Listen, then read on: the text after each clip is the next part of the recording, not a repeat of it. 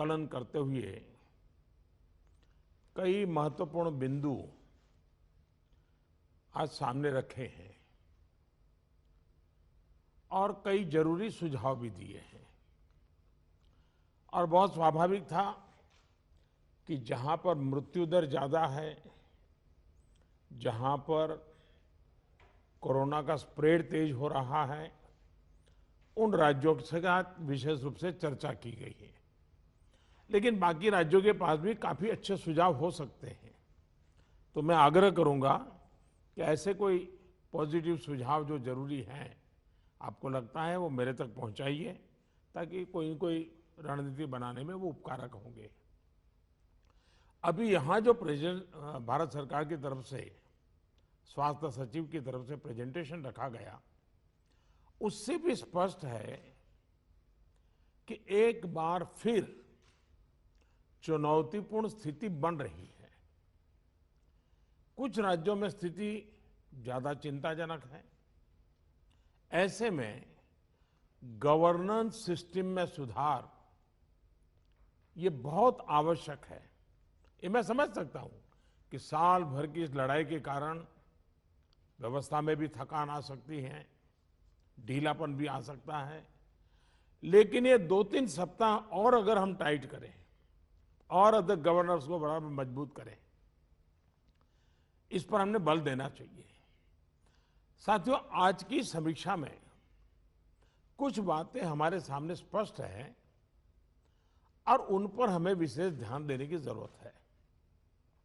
पहला, देश first wave के समय की पीक को क्रॉस कर चुका है और इस बार के ग्रोथ रेट में पहले से भी ज्यादा तेज है।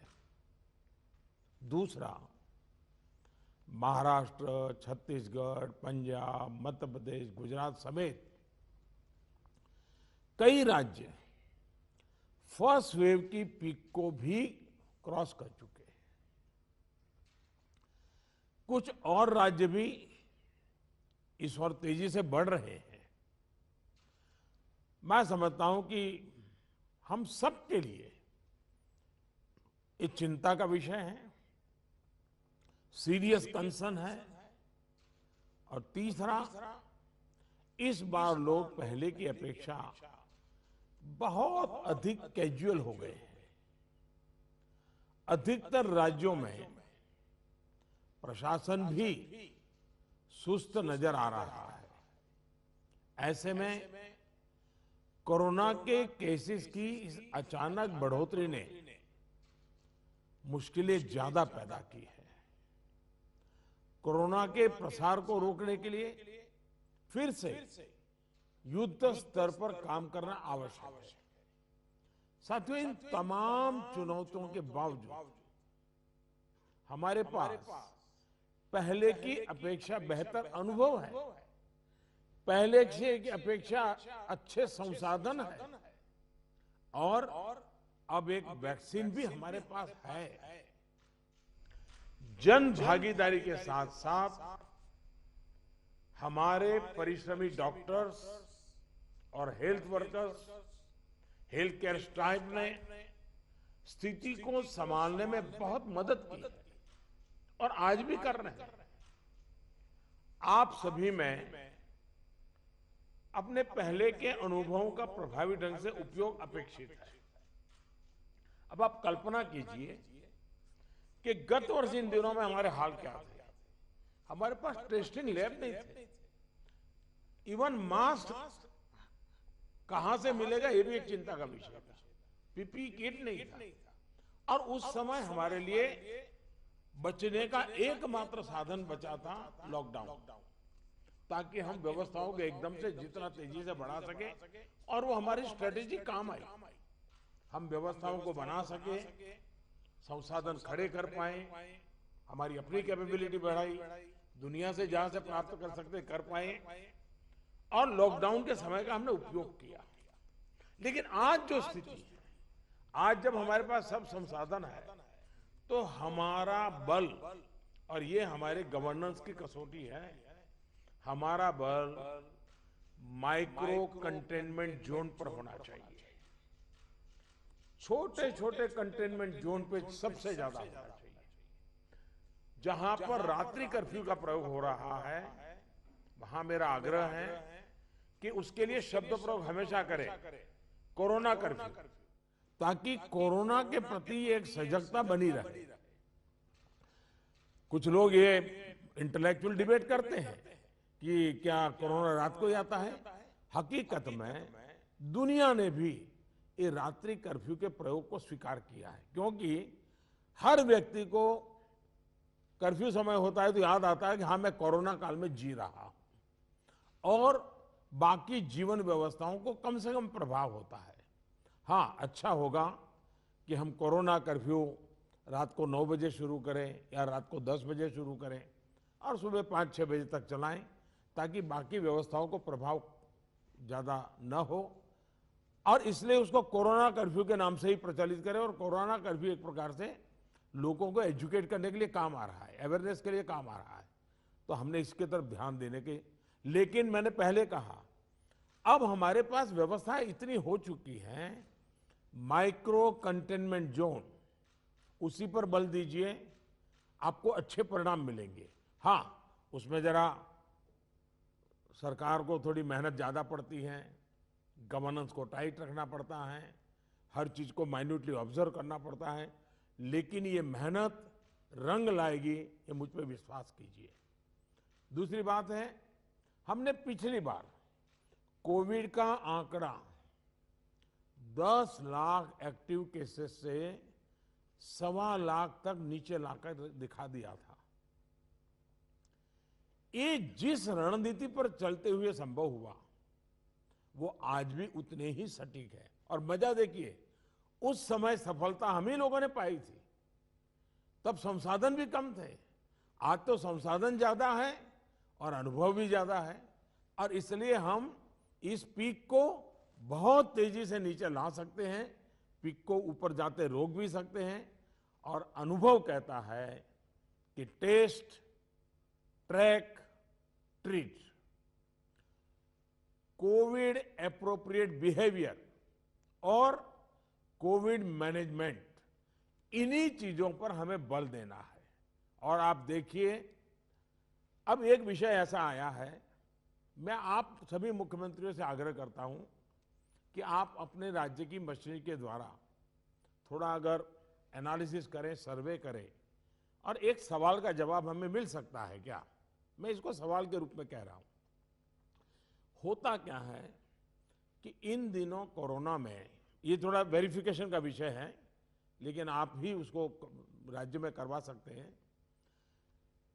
पहले कोरोना के समय क्या होता था, हल्के फुल्के सिम्टम्स भी लोग डर जाते थे, तो तुरंत एक्शन लेते थे। दूसरा, इन दिनों बहुत पेशेंट असिम्टोमेटिक है और उसके कारण उनको लगता है तो ऐसे ही थोड़ा जुकाम हो गया, ऐसा हो गया, कभी कभी तो वो भी नजर नहीं आता, और उसके कारण वो परिवार में पहले की तरह ही जिंदगी जीते हैं और परिणाम स्वरूप पूरा परिवार लपेट जाता है और फिर इंटेंसिटी बढ़ती है। तब हमारे ध्यान आता है, जो आज परिवार जो इसमें लपेट में आ रहे हैं, उसका मूल कारण है शुरुआत एसिम्टोमेटिक से होती है और केयरलेस होती है। उसका उपाय क्या है? उसका उपाय है प्रोएक्टिव टेस्टिंग।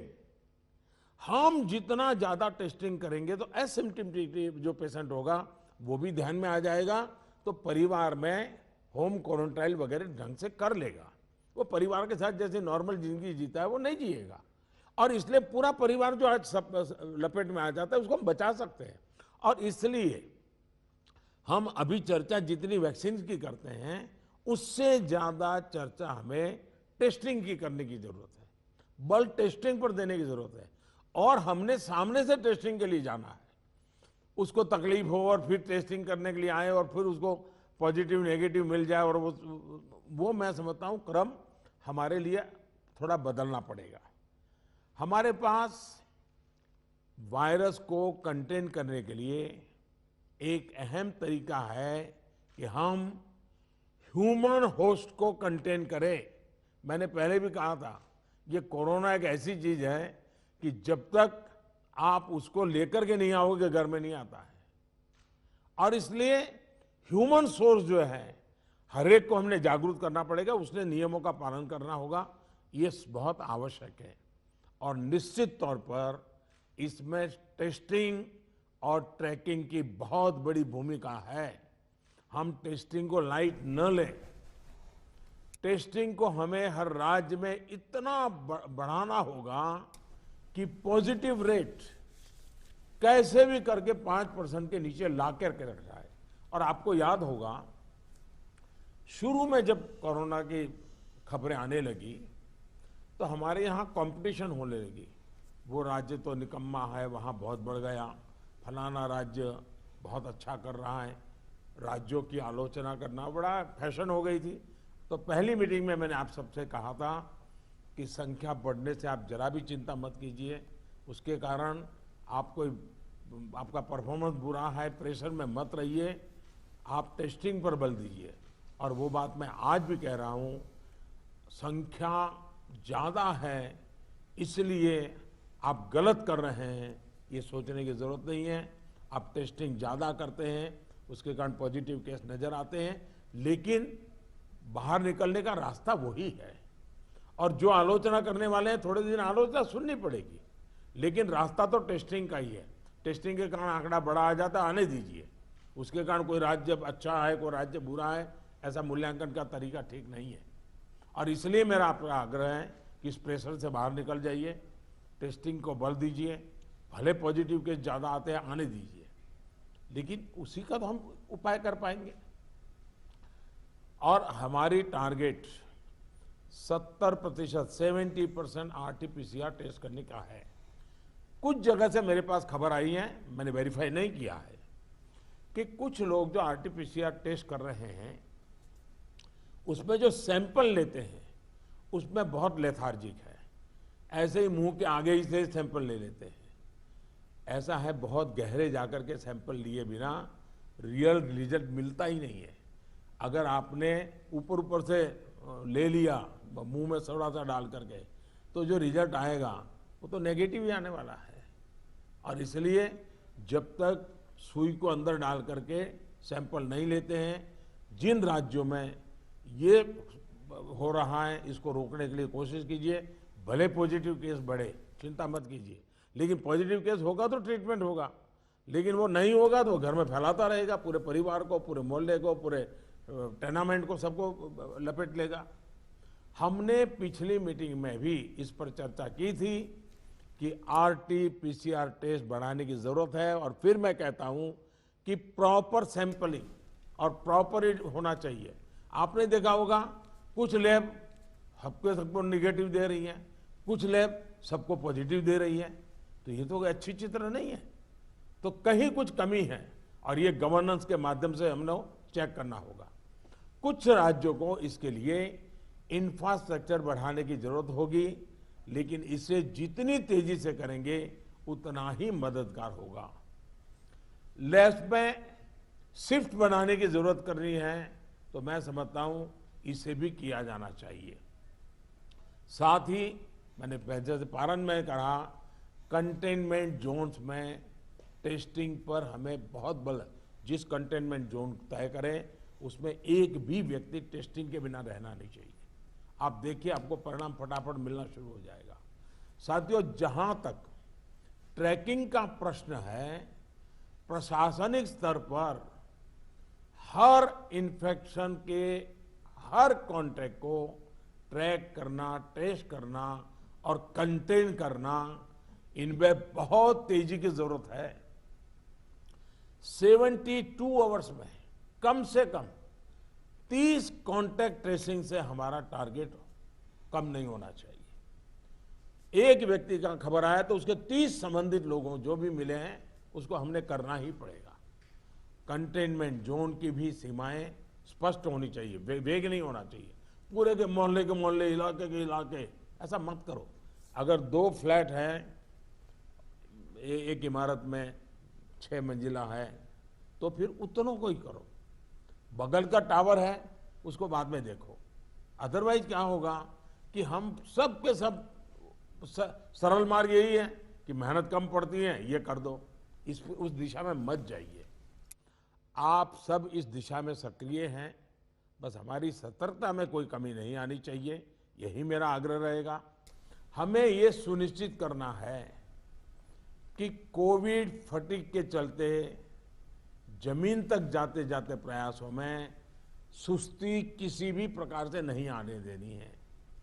कई राज्यों में कॉन्टैक्ट ट्रेसिंग को पीरियोडिकली क्रॉस चेक करने के लिए भी टीम्स बनाकर काम किया है, इसके अच्छे नतीजे मिले हैं। हम सबको ये भी अनुभव है कि जहां कंटेनमेंट जोन में हेल्थ मिनिस्ट्री की एसओपीज का, और मैं मानता हूं ये एसओपी बड़े अनुभव से तैयार हुई है और समय समय पर उसको अपग्रेड किया गया है, उस एसओपी का प्रभावी पालन हो रहा है, वहां बहुत अच्छी सफलता मिल रही है। इसलिए मेरा ये सुझाव जरूर होगा कि इस और विशेष ध्यान दिया जाए। साथियों, हमने चर्चाओं के दौरान अभी मोर्टालिटी रेट पर चिंता जताई, ये कम से कम रहे, इन पर भी हमें बहुत जोर देना है। और उसका मूल कारण यही है कि वो रूटीन लाइफ जीता है, मामूली बीमारी ऐसा मान लेता है, पूरे परिवार में फैला देता है और फिर एक स्थिति बिगड़ने के बाद अस्पताल तक आता है, फिर टेस्टिंग होता है और तब चीजें हमारे हाथ से निकल जाती है। हमारे पास हर हॉस्पिटल में डेथ एनालिसिस की जानकारी होनी चाहिए, किस स्टेज में बीमारी का पता चला, कब एडमिशन हुआ, मरीज को कौन कौन सी बीमारियां थी, मृत्यु के पीछे अन्य क्या फैक्टर्स रहे। ये डाटा जितना कॉम्प्रिहेंसिव होगा, हमें उतने ही जीवन बचाने में बहुत आसानी होगी। साथियों, मैं आपकी भी जानकारी में है कि एम्स दिल्ली हर मंगलवार और शुक्रवार को इस विषय पर वेबिनार आयोजित करते हैं और देश भर के डॉक्टर्स उनसे जुड़ते हैं। ये लगातार होते रहना चाहिए। सभी राज्यों के अस्पताल इनसे जुड़ते रहें। जो नेशनल क्लिनिकल मैनेजमेंट प्रोटोकॉल चल रहा है, उनकी जानकारी सबको रहे, ये भी जरूरी है। और ये लगातार कम्युनिकेशन की व्यवस्था है। जो मेडिकल फैकल्टी के लोग हैं, उनको उन्हीं की भाषा में उन्हीं को लोग समझाएं, इसका प्रबंध है, इसका लाभ लेना चाहिए। इसी तरह एम्बुलेंसेस, वेंटिलेटर्स और ऑक्सीजन अवेलेबिलिटी की भी लगातार समीक्षा आवश्यक है। अभी तक जब पिछली बार हम पीक में थे, आज भी देश में उतना ऑक्सीजन का उपयोग नहीं हो रहा है और इसलिए एक बार एनालिसिस कर लें हम चीज़ों का, रिपोर्ट को जरा वेरीफाई कर लें हम। साथियों, एक दिन में हम 40 लाख वैक्सीनेशन के आंकड़े को भी पार कर चुके हैं। वैक्सीनेशन पर कई महत्वपूर्ण बिंदु इस चर्चा में हमारे सामने आए हैं।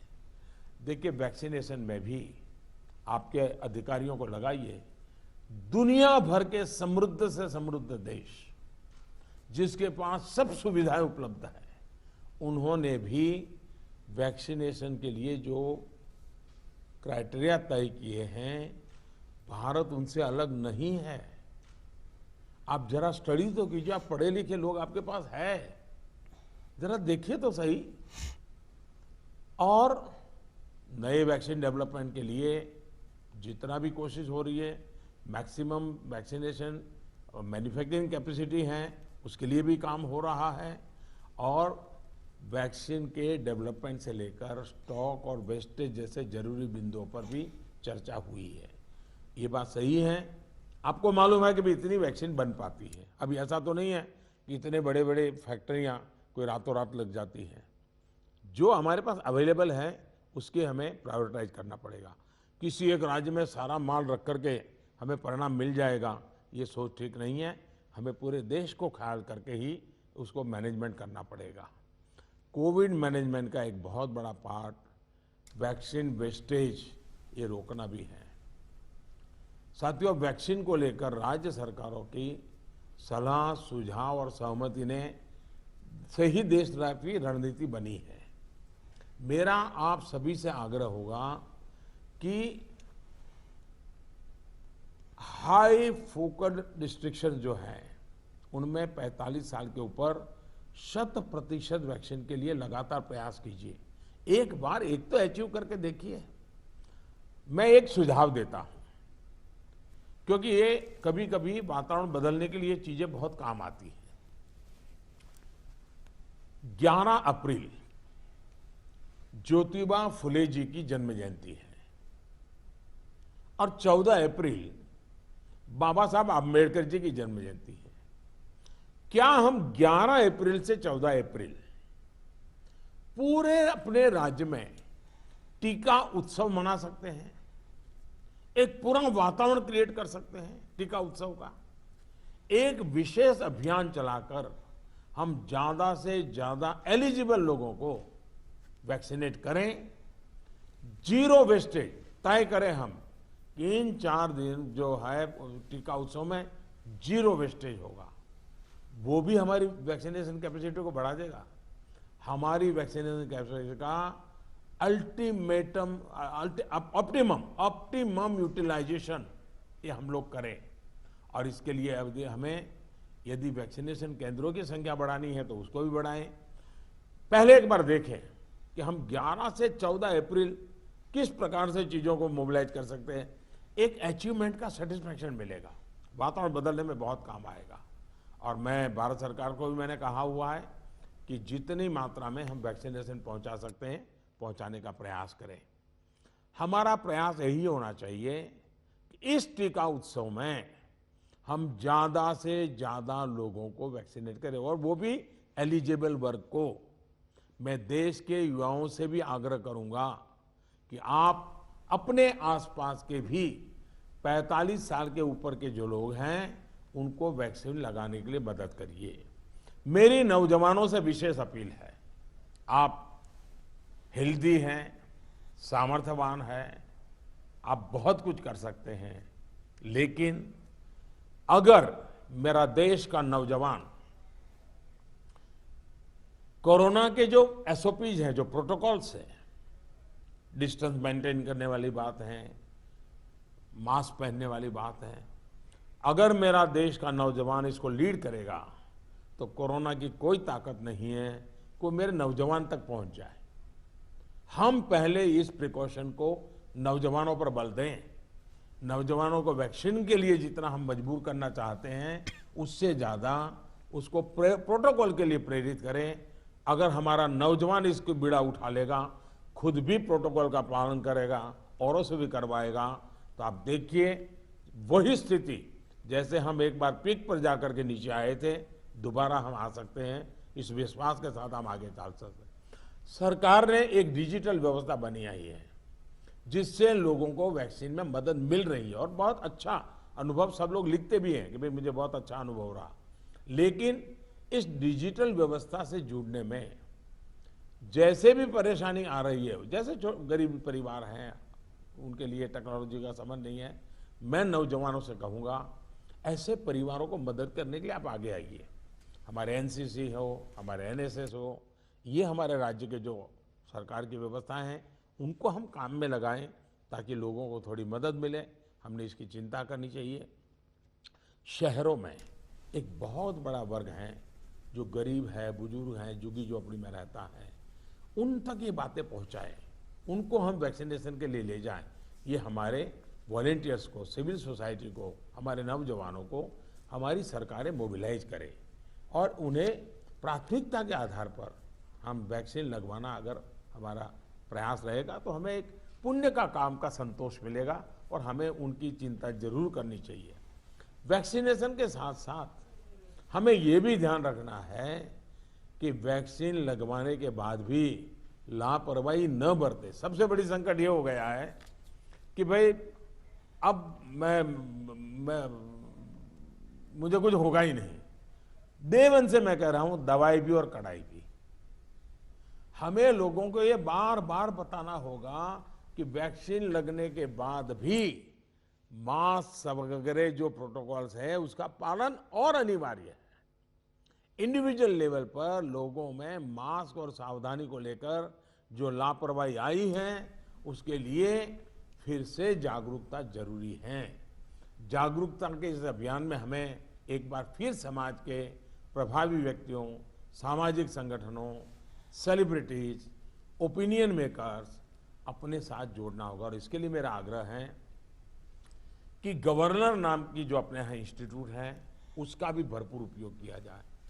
क्या गवर्नर साहब के नेतृत्व में, मुख्यमंत्री जी के मार्गदर्शन में ऑल पार्टी मीटिंग, राज्य तो सबसे पहले कर लें, राज्य ऑल पार्टी मीटिंग करें और ऑल पार्टी मीटिंग करके एक एक्शनेबल पॉइंट तय करें।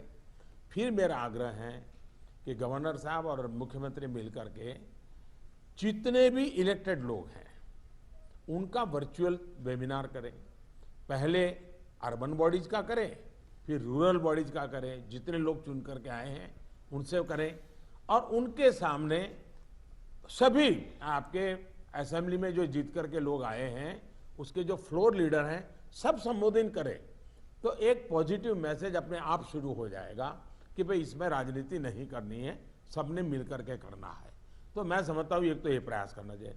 दूसरा, गवर्नर साहब के नेतृत्व में, क्योंकि मुख्यमंत्री के पास बहुत काम रहते हैं, लेकिन गवर्नर साहब के नेतृत्व में एक आध समिट, बड़ा वेबिनार भी किया जाए और जो शहर हो वहाँ पर लोकल हो तो सभी धार्मिक नेताओं को बुला करके एक समिट हो जाए और बाकी लोगों को वर्चुअल जोड़ा जाए। जो सिविल सोसाइटी के लोग हैं एक आध समिट उनका कर लिया जाए। जो सेलिब्रिटीज हैं, लेखक हैं, कलाकार हैं, खिलाड़ी हैं, उनको एक बार कर लिया जाए।